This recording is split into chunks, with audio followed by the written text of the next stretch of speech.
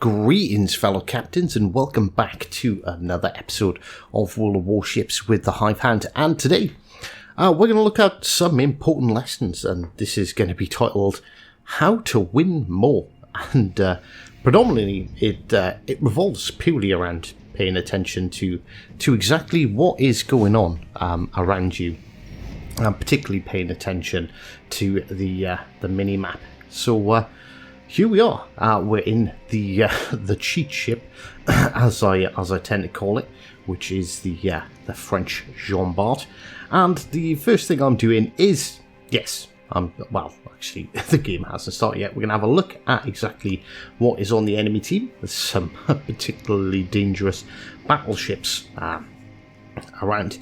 And what I am gonna do right off the start is something people complain about all the time, which is Jean Bart going in reverse. Now, why am I going in reverse? Right, okay, well essentially I'm trying to decide which flank I'm going to push. There's far too many battleships for me to go and push B. There is a DD around, and instantly my two cruisers turn to push towards C. Towards A. So, I see this, I'm like, right, okay, so B's not getting capped by my team. There's no way in hell I'm taking a Jean Bart straight up the middle. So I'm trying to pay attention, see what's going on. As you can see, I've only backed up a short distance, and I've already made the decision. I am going to commit to supporting C, because obviously with our two cruisers heading over to A, there's 5 ships over there, 3 ships on the other flank. So that is exactly where I'm going to turn my attention. As we can see, their Lenin from B is pushing over to C. So there's at least 4 ships pushing over that side. And, of course, we can see that B is being captured. So there is a DD there. So I'm trying to ask the cruiser for support. But let's be honest, this team game doesn't really particularly involve an awful lot of teamwork. So we are going to... I'm keeping an eye out just in case he might do something stupid and get spotted. He hasn't spotted me, so we are just going to continue along our merry way. I'm going to use this section of island. We're going to have a browse around at what the other ships are doing, but nothing's posing a significant threat to me at the moment. If I open my guns, I'm going to allow this Lenin and this Odin to know that I am going to be putting them into a crossfire, and that's not something we want to do until we're ready to rain down a bit of pain. So here we go. Alright, not the perfect broadside that we'd hope to get, but it is a broadside nevertheless, and we score a couple of hits there, and alright, okay, only 4,000 damage, not the greatest. We use our reload booster, but obviously he puts himself behind a rock, but it does mean the Odin has been left to give us broadside as we take a hit from the Lenin and gets our gun disabled. But that's 10,000 damage salvo, so we are reasonably happy with that. The Lenin is going to keep on pushing forward. I'm trying to keep the island between me and the guys over on the right flank over at A, and preventing me from getting caught into a crossfire. And once again, we catch this Odin completely broadside, and well, I feel like we deserved a bit more damage there, but you know, we're doing all right. The guys at C at the moment are being reasonably aggressive, and they are actually trying to counter the push, but we have already lost a cruiser and a DD over A, so A is starting to fall, and now the guys that were over at A have abandoned the flank completely, and as you can see, they are steaming past me in an attempt to get over to A. So what we can So what we can establish here pretty clearly is that A is going to fall. So we need to make sure that that the C flank is won. We've lost another battleship, which is putting us into a bit of a predicament. We're looking over here, we're seeing if there's anything we can effectively do, and there's not. Those 2 ships over at sea all they're doing now is slowing down the advance as we safely dodge the shots from the North Carolina there as we look for our next target. So, okay, granted, you say we've lost 3 ships, they've only lost 1 hive, you've only done 20,000 damage. Yes, I know, it's not amazing, but all we've been trying to do is it's pretty hard to take advantage when you're 2 ships down. They've got a strong push. They've won both your flanks, so I've got to be very careful with my positioning. And in all fairness, I do screw up here. I hit an island in classic hive fashion, and I am stuck on this island, and we're trying to get ourselves free. But at least we can only get shot at from one direction at the moment, so it's a bit of a saving grace, and you know, we're slowly starting to pick up some more damage. We're not getting shot at a whole lot because the enemy team are being smart enough. They are using the islands, and of course, I'll leave the York with just enough. But there we go. At least our friendly Otago picks up the kill, and finally, we've broken ourselves free from that cursed island. Yeah. So unfortunately, this Lenin, he's been smart. He's positioned himself really well so far in this game. Yes, he did take 1 salvo from me broadside, which should have been a lot worse than what it was.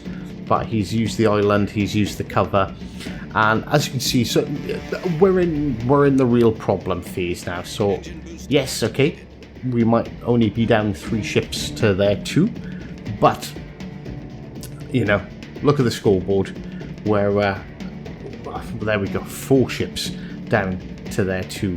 So as you can see, yeah, things are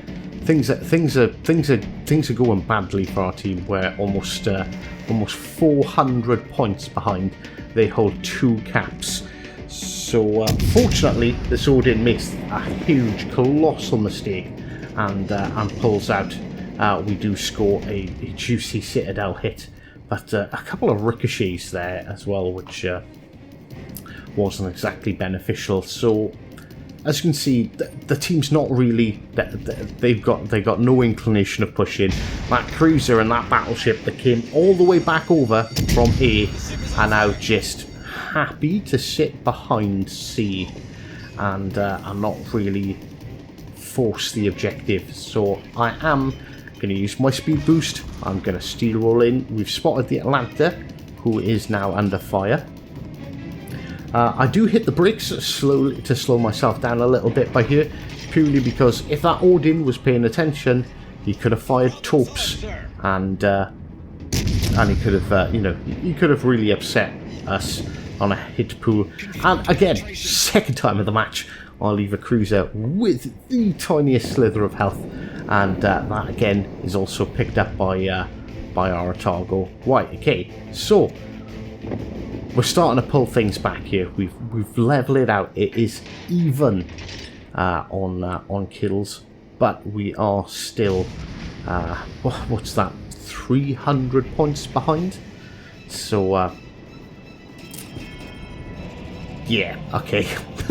We're not even anymore. We're no longer just 300 points behind. We are back up to having a 400 point difference. So I'm going to slow down here. Basically, my goal is to cap C. We need. Do we need a cap? Is it worth going for the cap at this point?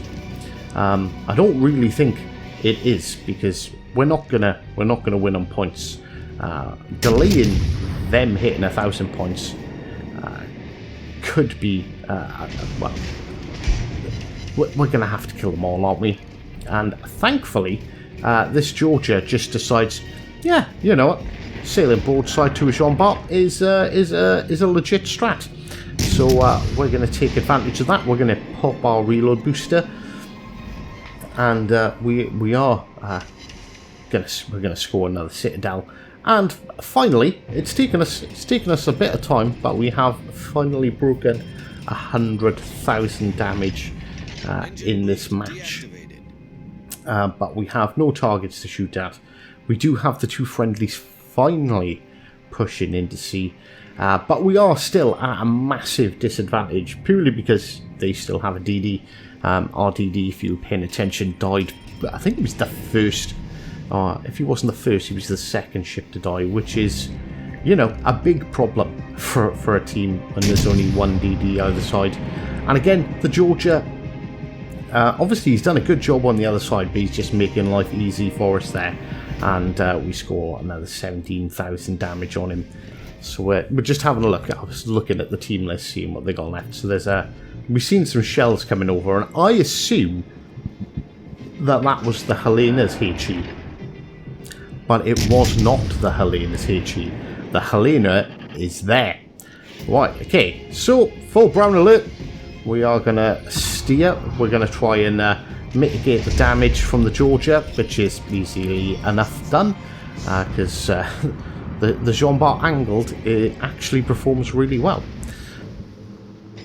And obviously we're taking the brunt of the incoming shots here. Another juicy broadside. Like, how? That should have been that Georgia done for. He should have been dead. But sometimes there just is. There's just no justice in the world. Right. Okay. So we know the DD's there, and right, we see the Fletcher. Right. I'm assuming that this guy has obviously already fired his torpedoes. We hit him, almost kill him, with an armor-piercing salvo. So we make some maneuvers. You know, I'm expecting his torps to pretty much come straight as soon as he came around that corner, and look, yeah, they are, and we managed to thankfully safely avoid them. So the Georgia's over there in its last legs. This North Carolina is absolutely full health this late into the game, so we do take a shot at him because he's the only available target. We do knock out one of his guns and score a little bit of damage. It's nothing significant at this point. So this is where the decisions come into it. Right, okay, so this Georgia is obviously going to have my broadside, so we're going to want to kill him as soon as that's available, and we do. There he goes, he's sunk.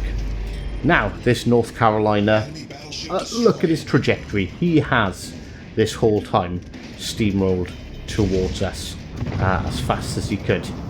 Now, could I take a shot at him? Yeah, sure I could.